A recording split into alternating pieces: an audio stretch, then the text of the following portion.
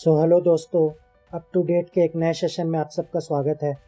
और आप सब ने खबर तो सुनी ली होगी कि कैसे ये 5 बिलियनियर जो स्क्रीन में दिख रहे हैं वो टाइटैनिक देखने गए थे समुद्र के नीचे 3500 फीट पे, और फिर कभी वापस लौट के नहीं आए। तो क्या हुआ इन 5 बिलियनियर्स के साथ, हम इस वीडियो में डिस्कस करेंगे और मैं आपको एक एक चीज़ डिटेल में बताऊँगा। तो इन 5 बिलियनियर्स में से जो ये पहले नंबर पे हैं, स्टोकन रश, ये ओशन गेट कंपनी के सीईओ हैं।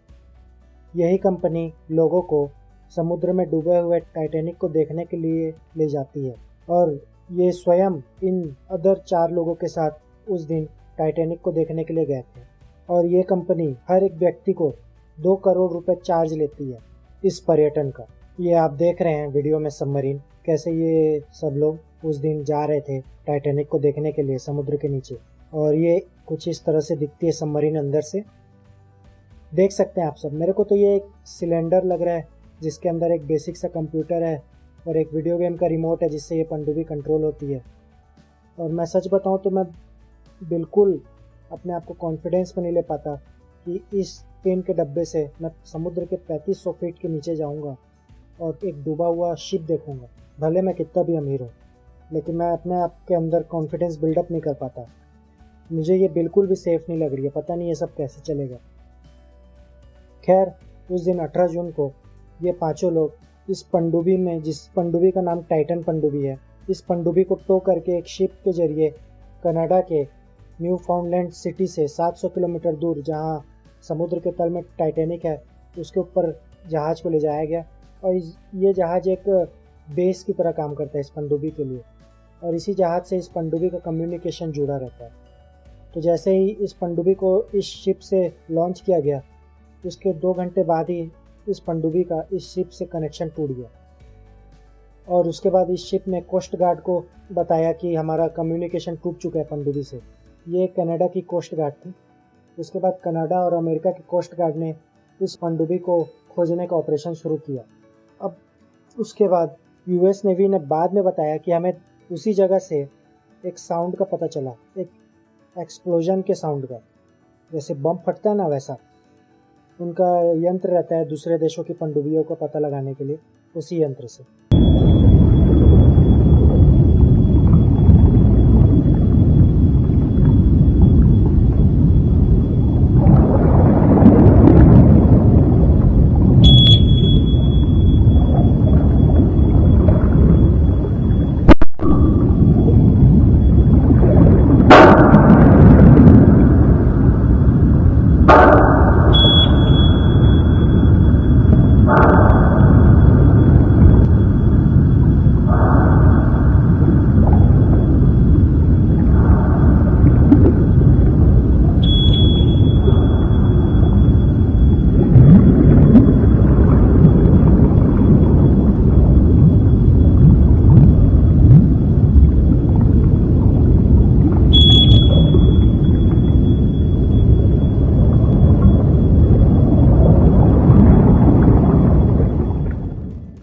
और उन्होंने ये बताया नहीं पहले, क्योंकि वो सोच रहे थे कि शक की बुनियाद पे क्या कहा जाए, पहले सब फैक्ट चेक कर लेते हैं, उसके बाद बताया जाएगा।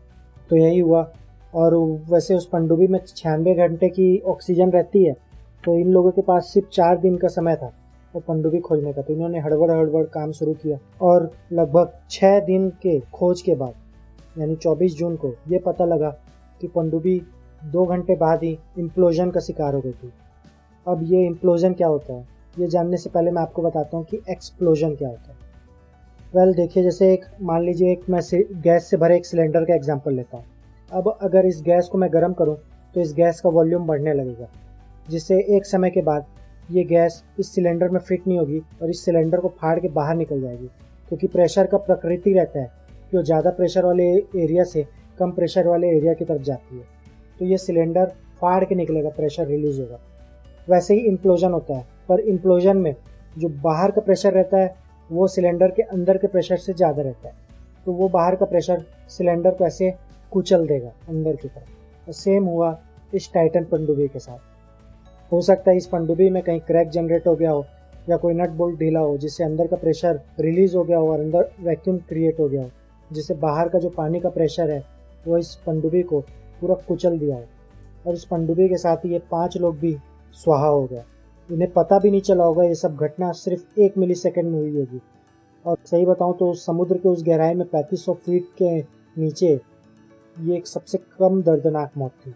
और मैं पूरे होशो हवास में कह रहा हूँ, क्योंकि सोचिए अगर ये जिंदा रहते और इनके पास सिर्फ 4 दिन का ऑक्सीजन रहता तो धीरे धीरे ऑक्सीजन डिप्लीट होने लगता। ना इनके पास कुछ खाने का था ना पीने का 4 दिन। ऊपर से सांस भी धीरे धीरे जाती रहती। सोचिए आपकी सांस फूलने लगती 4 दिन में, धीरे धीरे ऑक्सीजन डिप्लीट होता था, तो आप कैसा महसूस करते। वैसा दर्दनाक मौत से तो ये मौत ही ठीक था। और ये कंपनी बिल्कुल सेफ्टी को नज़रअंदाज करके ये करती थी। इनके सीईओ ने खुद कहा था कि इन्होंने सेफ्टी को नज़रअंदाज किया है। और जो ये जेम्स कैमरून है जो टाइटैनिक मूवी बनाए थे, सोचिए ये 30 बार जा चुके टाइटैनिक को देखने के लिए, पर उनके साथ एक बार भी ये हादसा नहीं हुआ, क्योंकि वो किसी ऐसे कंपनी के साथ जाते थे जो सेफ्टी को सर्टिफाइड करती है। और ये अपने इंटरव्यू में भी इन्होंने कहा कि आप अगर जाना चाहें तो किसी ऐसे सर्टिफाइड कंपनी से जाएं जो सेफ्टी को डबल चेक करती है, जो इस ओशन गेट कंपनी ने नहीं किया, और यही इस हादसे का वजह बना।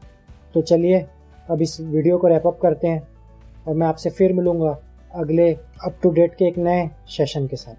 तो चलिए, जय Hind and take care all of you.